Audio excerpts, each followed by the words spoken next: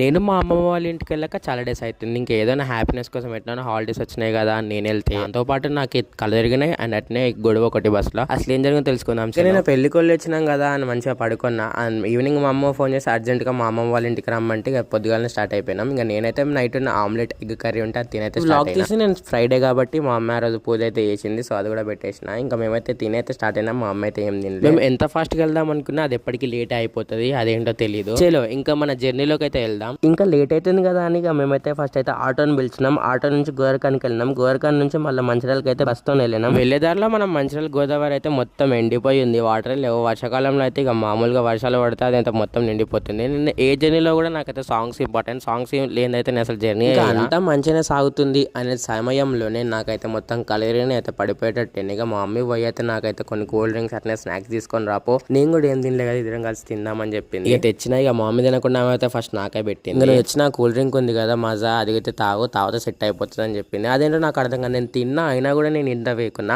మా mummy morning నుంచి అయినా కూడా ఆమె స్ట్రాంగ్ అని. ఇక ఇదండి అలా నా కలరీనే ఫస్ట్ టైం నా జర్నీలో ఇంతవరకు నాకు ఇలా కాలేదు. ఇంకా దీంతో పాటు బస్సులో అయితే కాసేపు గొడవ అయింది. ఆ గొడవ ఎందుకో మీకు కూడా తెలుసు కదా, బస్ అంటేనే మీకు అర్థం కావాలి అది మన ఆడోళ్ళ సీట్ల కోసం అని. ఇంకా ఎలానో అలా మన కార్ నుంచి కౌటాల దాకా అయితే బస్సు వచ్చినాం. ఇంకా కౌటాల నుంచి మన క్యాంప్ దాకా మన ఇంటి దాకా అయితే మేమైతే ఆటోలో వచ్చినాం. ఇంకా చూడండి ఈ రోడ్స్ ఎట్లున్నాయో. మేము దిగేసరికి మా తాత అయితే బండి పట్టుకొని వచ్చిండు. ఇంకా ఇంటికి వచ్చినాక ఇక మంచిగా ఫ్రెష్ అప్ అయితే తిన్నా. మీకు ఎంతమందికి చిక్కుడుకాయ కర్రీ ఇష్టమో కామెంట్ చేయండి. నేను ఎక్కువ తిన్నా కానీ మా అమ్మమ్మ చేస్తే నేను ఇష్టంగా తింటాను. కిందన మీద పడుకుంటే అమ్మమ్మ ఇంటికి వచ్చినా. ఇంకా నెక్స్ట్ లో కలుద్దాం. Bye bye, see you guys, enjoy the video.